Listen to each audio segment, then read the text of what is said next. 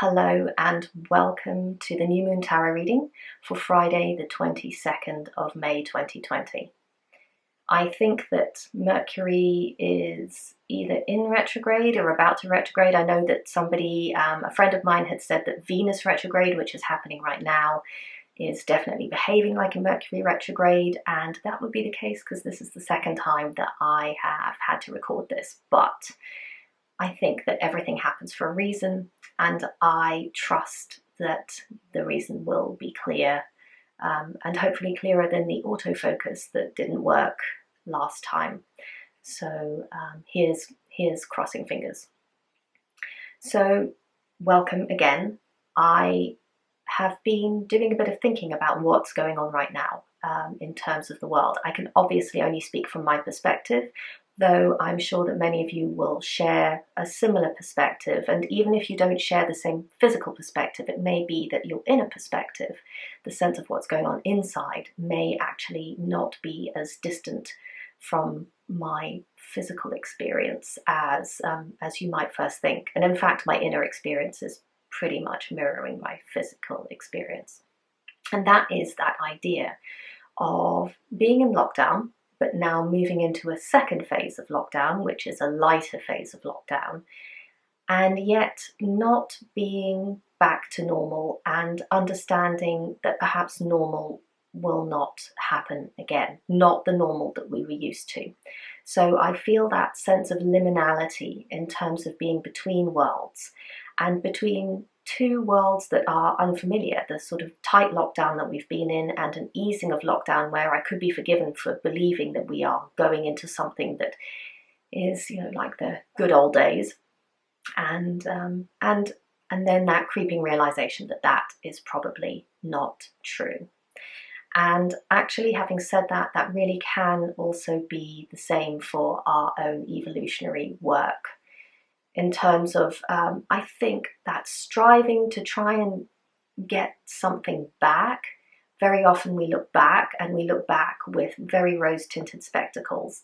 And then understanding that things will never be the same again. And then once that is accepted, then being rebirthed into something new.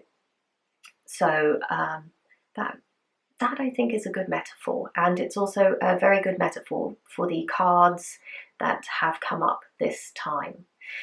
So I'm going to go straight into the reading, which is the standard 3-card reading. So the first card being the foundation card, something that has already happened or is in the process of happening that is going to impact the second card, which is the current weather, something that you will be meeting this month and which will have an impact this month and beyond. And then the agency or tool card that you have, that you can act on your environment in a way that is meaningful, in a way where you actually can produce results. And I just wanted to add here that the way that I read cards, I probably will bring out a video about this, is I have a very unpopular opinion about life, and my opinion is that I actually don't think that we have as much control as we think that we do. I do not believe that we can change our destiny. I don't believe that by drawing cards we can change things. I don't believe in the tarot idea of nothing is set in stone.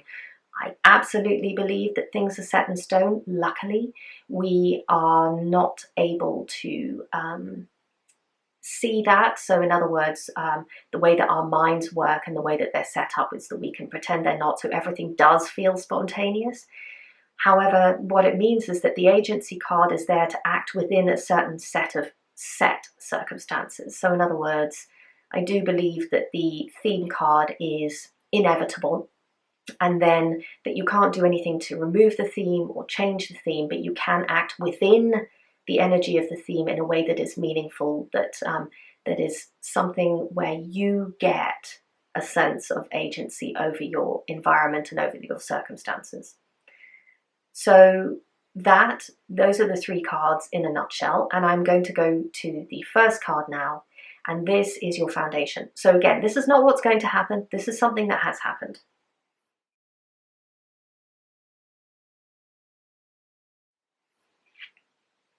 And that is,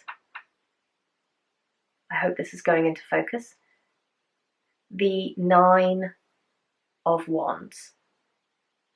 Now, this card is called Strength. However, I also see it in terms of a breakthrough.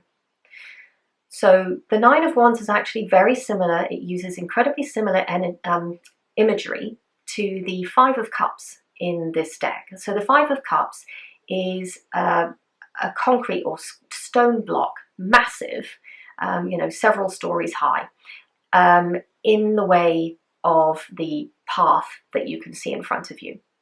And that's called disappointment. And here, this is Strength, and this block has been blasted apart.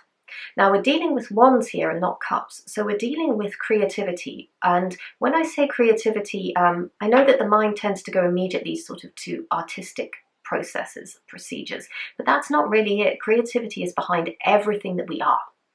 So there is a feeling of having had a block, and it could be an energetic block. It could have felt like a force field or a membrane or just an inability to move forward, but not being able to put your finger on it, that has now been blasted apart. I say blasted apart, there is a lot of energy to this, so there is a lot of psychic energy. But that doesn't necessarily mean that you're going to feel this as a major breakthrough. And, controversial point number 2 here, potentially. I am skeptical of major breakthroughs. I'm skeptical of anyone and have become skeptical of myself when I look at something that's going on and go, wow, that was such a massive breakthrough I've just gone through. That's amazing. Things that I feel like there's been a major process that I've finally dismantled. I think that this is it. Look, maybe, but probably not. And the reason why I say that is that the psyche and the mediating unconscious part of the ego likes things to stay the same. It wants that block. It wants that block in front of you. It wants you to not move. It wants you to be a little less adventurous, in fact, a lot less adventurous. It wants things to stay the same.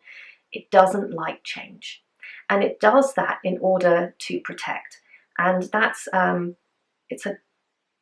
it works up to a point, but there is a point where it doesn't. And that protection mechanism is actually a mechanism that starts to feel like a cage. And what it will do is it will distract you to think that what you've done is actually a change, and it's not. So those major breakthroughs, the epiphanies, the oh my God, this is it, is more often than not a sort of it's something that the mediating ego chucks out, that so you can dive down a rabbit hole, and then in doing that you don't actually get to see what it is that's really going on. So it's a diversion. It's a diversionary tactic that is sort of disguised as the thing itself. So breakthroughs are actually normally, I think, when they are happening, are more modest, are more humble, they're more gradual. That massive breakthrough might be something very, very significant, but it's probably not what you think it is. It is, it's maybe the start of something, and that start of something may have to be shrouded in a lot of diversion and denial because you're still not ready to see it. So I can't remember who wrote that book, and I may misquote the title, but After the Ecstasy, the Laundry. And that's it. That's the idea of the breakthrough. The ecstasy is not it. The laundry is it. And so really that's a very long way of saying, if you haven't got choirs of angels descending from heaven, singing and announcing the breakthrough that has arrived for you, then you're okay. That doesn't matter. In fact, if you get choirs of angels, and I've had choirs of angels in the past, they do not normally herald what you think they're going to herald. After ecstasy, the laundry. Your breakthrough may be small, but it may not be insignificant. In fact, the smallest breakthroughs are the ones that often lead to the greatest significance, and they are often not noticeable. So if you're now scrabbling around in your mind to try and work out what the breakthrough is, you don't actually need to know. Perhaps the cards are simply reflecting that something has happened, and that to try and explore that is not necessary. Just to know that it has, and it doesn't, again, have to be massive. It could be really, really small, but it's creative. It will ultimately result in creativity. There is some kind of membrane that has been pierced, and you are able to step through it. And you may not do it right now, you may not even see where it's been pierced, but something has happened. So that's your foundation. That is what is accompanying you into the current weather.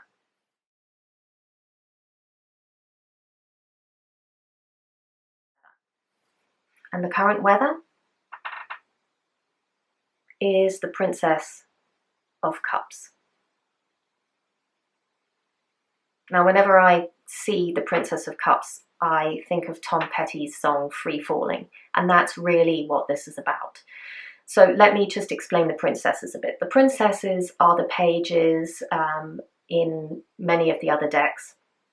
They're often simply seen as the sort of junior members of the court, and will often represent, because the courts represent aspects of personality, aspects of who you are, of who other people are, will often represent young people, children, or a sense of youthfulness. But that's not the whole story with the princesses and the pages.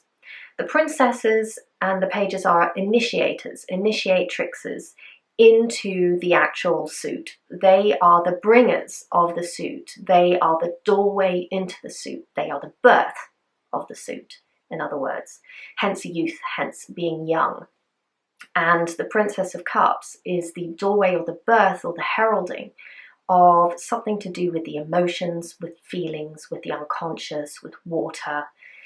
And there is that sense, as you can see here, of freedom. And the reason why the princess is feeling that freedom is because she doesn't know fear. Because she's the initiatrix of the heart, she hasn't yet shielded it. She hasn't needed to. It hasn't been hurt. She hasn't learnt to mistrust. She hasn't learnt cynicism. She knows that when she flies, she will be held by the air around her. She will be held in position. She will be lifted up on thermals. So there is that sense of childlike beginner's mind that is not childish. It's naive, but it's naive because it doesn't know pain. And there is that is the theme for this month. And now that may, again, like the Nine of Wands, be entirely subtle. It may not be anything massive. There may not be choirs of angels again. But there is something to do with a heart-based experience where there is a willingness or an ability to adopt a sort of beginner's mind, beginner's heart to something. Even if that is the youthful innocence of being able to state one's emotional truth without fear. And it doesn't matter if there is a comeback. It's fearlessness in the face of consequences. It can also be slightly reckless, but that's only because to those of us who have those cynical overlays and those experiences of fear and reprisal, that it can feel reckless. But there is certainly a naive quality. It is the child who is able to point out that the emperor is naked when everyone else has been playing the game, that he's fully clothed. So there is an innocence around the Princess of Cups that is an innocence of heart. And the heart doesn't necessarily have to be about love or romantic love, as we often associate with the cups. It's often what we're looking for with cups. But anything to do with heart-based emotion. So that is, anything from compassion to sympathy, to empathy, to love, to desire, to joy, anything that is heart-based. And in fact then can also extend to sorrow, to the whole gamut of grief, of, you know, all of that. It's watery based, so tears and things like that, tears of joy, tears of happiness, tears of understanding, tears of recognition, tears of emotional connection, tears of joy, tears of sorrow. But they're all experienced with a sense of openness, heart openness and innocence. And in that way, you become one with the emotion rather than fighting the emotion.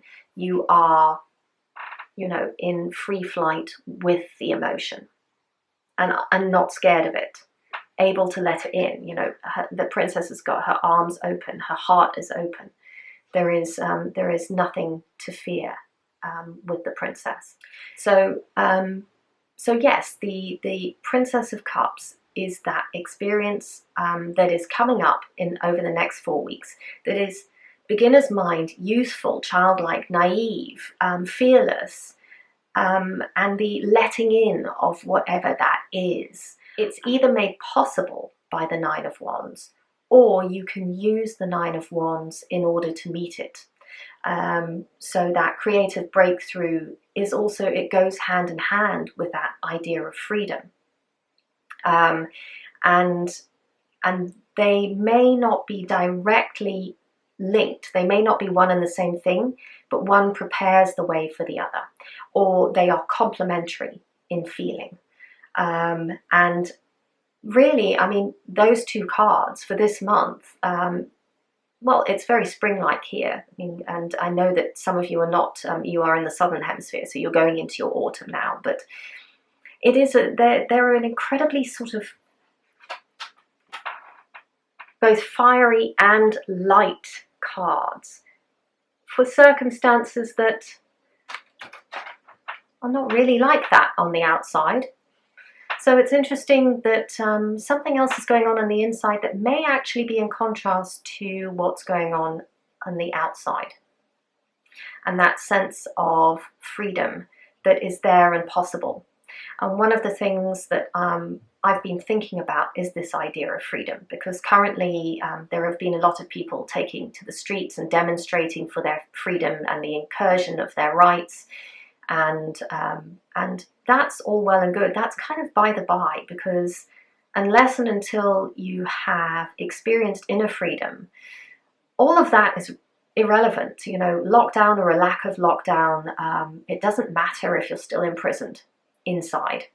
So that idea of being able to connect with the self is really, really important. And I think that these two cards are really about connecting with the self.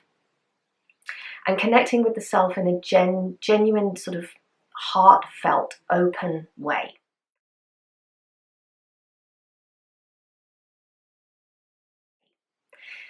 Now, I talk about the self often, and maybe it's not as entirely clear as I assume it to be just because I've been working with it. So it might be a really good idea for me to explain that a little bit more.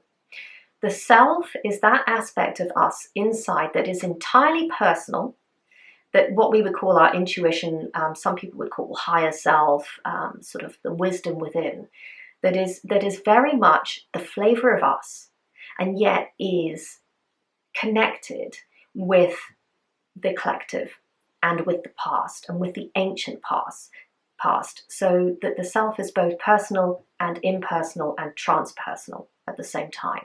It is a little flicker of an individual wave that is joined to the ocean, but it is inside, and very often we struggle to find it with all of the overlays outside, with all of the confusion and all of the voices.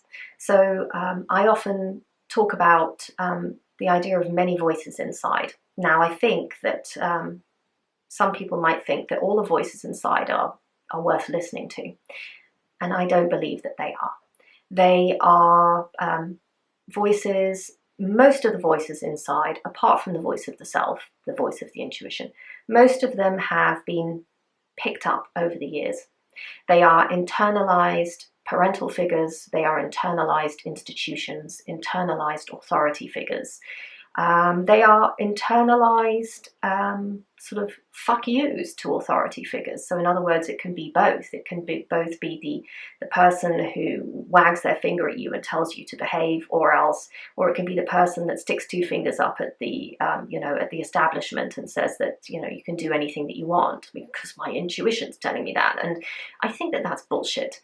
There is only one self. There are many voices inside and only one self, and sometimes it is very, very difficult to A, identify it amongst the bullshit, and B, to listen to it once it's there because of the cacophony and overlay of, it's like trying to tune into a channel that is really, really quiet. Now, one of the things that I have done is I set up an integrated tarot group, and that is on Facebook, where the only thing that is sort of asked, and you don't even have to do this, is to draw a card a day and come up with your immediate response to it, what it means. Before the mind kicks in, before the emotions kick in, just the immediate response. Some people share it, some people don't. Some people are quite vocal in the group, and some people probably are doing this quite quietly and don't really check in. And that's not the point. It doesn't matter how involved people are. It's about connecting with that intuition. And the intuition, it knows and it's immediate. And very often then we will put all layers of interference on top of that, whether our fear or our desires or our authority figures or our fuck yous to authority. They are all overlays. So first impressions, the first gut feel is the self, and so that the card a day group, the integrated tarot work group, is a way of exercising that muscle of being able to, by increments, reconnect with that aspect of ourselves. I've also written an article about this a couple of years ago. Probably some of you have read it, called "Your Intuition Does Not Use a Whip." I will put that underneath in the links. That is again about the idea that if a voice is loud, or if it's hurried, or if it's urgent, or if it's angry, if it's threatening, if it's bribing, all of that's not intuition. Intuition's voice is steady. Intuition's voice is solid and calm and present, and it doesn't change. And one of the things that I like to talk about here is that the volume of your intuition may change. So if there's a circumstance that needs your attention now, the volume may change, but the tone of the voice does not change. If the tone is changing, it's possibly not your intuition. And the reason why I'm going into so much detail about this is because this is about intuition. It's about that creative breakthrough and that encounter with the heart, the openness of that. And while intuition is pre-emotion, it very much is centered in the heart. It's that ability to be unchecked, uncensored, because why would you not just simply state the truth? And nearly all of us will go, well, of course we're not going to tell the truth all the time. And I'm not advocating that we do tell the truth all the time, though, it might be a good idea to tell the truth to yourself all the time if that were possible. But there is that guilelessness around the Princess of Cups that is up for grabs now.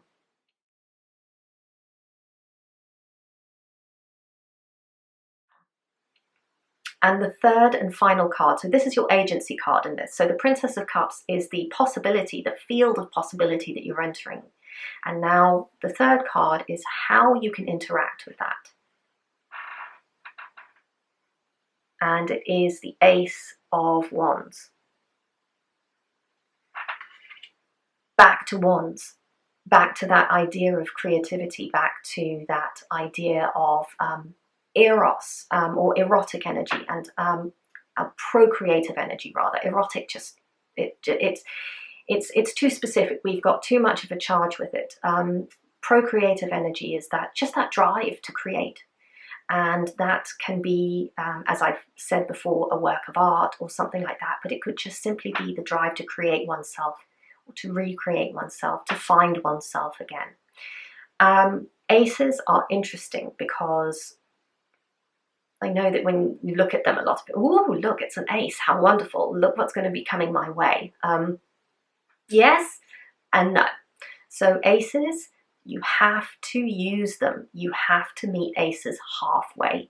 You can't just sit there and hope that the ace will happen. As I wrote somewhere, can you hear the silence? That silence is you not doing something. That ace has just whooshed past you. Tumbleweeds, gone. Aces ask you to reach out and take them. Now, in terms of the Ace of Wands, that is begin. That's the word. Begin now.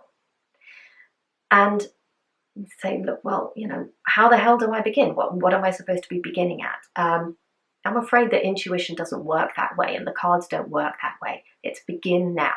You'll have an idea of what it is. You may not know how to do it. How do I begin? I don't even know where to start. That's not the point. Begin now. The reason I say this is because I'll use an analogy with dreams. Those of you who retain fragments of dreams but can't remember full dreams, or feel a sense of frustration that you can't really remember your dreams properly, just a little image here or there, can apply the ace in a way that's really useful, and that is you meet it halfway. So in order to recall more of your dream, you actually sit down and notice, and you take interest in that part of your dream that you can remember, even if it's a split second or a fleeting image. And more often than not, the psyche will offer up more to remember because you have met it halfway. You take an interest in it, it takes an interest in you. So the same with the Ace of Wands. Begin. It doesn't matter what you do, you begin. You take an interest in it, it takes an interest in you. If it doesn't take an interest in you, then you've learned something. That is not for you. But if you follow that calling, that sort of gentle prompting, or you know what you're supposed to do, but you just have no way of trying to tackle it, you just don't quite know how to do that, just begin. And you will find that very possibly there is a path that opens up. Krishnamurti talks about the pathless land, truth being a pathless land. And I think that that's very much this idea. So the pathless land, that your own sense of truth, your own sense of creative forging your way through life, being connected to your intuition, is that Princess of Cups attitude of striking out onto the path with an openness to the emotional experience, to the heartfelt experience of that adventure. And it may look like there are bushes in the way and foliage overhanging and grass growing up and, all manner of obstacles. And the funny thing is that all those supposed obstacles that were in your way seem to give way as soon as you approach them. Or if there is an obstacle, it's a worthy obstacle. It's one where you have to bargain or you have to give something up that no longer is relevant for you, or where you have to give a piece of information that is useful, mutually useful to this other mediating part of you. But there is this magical quality to this path that you are forging, that no one else has walked on, that enables you to navigate country in a way that is intuitive. So there's your Princess of Cups, and in a way where things just seem to encourage you on rather than stop you. And if they stop you, there is a reason for that. If you look down at your feet and there is a path already there, then it's not your path. Somebody else has walked that path before you. In fact, many people have walked that path perhaps, because not everyone walks their own path. In fact, you will notice more and more, the more that you do this work, that most people at some point in their lives, and some people at nearly every point in their lives, do things not because of an inner impulse to express the self, but because that's what's expected of them, that's what they expect of themselves. It's safer to do it that way. It's what they're told to do, and it's what fear keeps them doing, or a sense of fidelity to something external. rather than too internal. And I'm not saying that that's a right thing or a wrong thing. Well, maybe I am. I mean, I couldn't imagine being happy living like that. But some people can, and they choose not to look any deeper. But if you're here, then I'm thinking that you probably do want to look deeper, and then therefore this idea of the journey through the path of sand is the one that you forge yourself. And that is really what this reading is all about. It is about that feeling and that foundation where there has been a breakthrough, where some kind of obstacle has been overcome, obstacle on your path. You know, it has been overcome. You may not even know how or why. You may not even notice that it was there. It could have been an invisible one. It could have been a force field, something like that. Very often, that sense of not being able to move forward feels like a force field. There is nothing there externally that's stopping me from moving forward apart from this resistance that I can feel inside. So there's that kind of idea with that block. And that's been blasted out. And then there is this Princess of Cups attitude to working with the intuition in a way that is open-hearted and without fear, and has at its core a sense of truth about how one feels, about oneself, about the world, about others, about specifics. You know, and you will know about this. And then the Ace of Wands, that allows you to reach and grab what it is that you need to just begin. I hope that this reading has been useful to you. I hope that the noises around haven't been too intrusive. There have been quite a few. And I will leave you with, as always, the suggestion that you remain sort of open to how this is going to look. So in other words, don't necessarily jump to conclusions immediately about what this should look like or what you think this is, but rather keep that Princess of Cups openness about this, a sense of wonder about what it is that's going on. And then I think through that, the Ace is much more able to be wielded in a way that is really as creative as possible. Any questions, any comments, please leave them underneath in the comments section to this video, or email me, sarah@integratedtarot.com, and I will see you next month. Take care. Goodbye.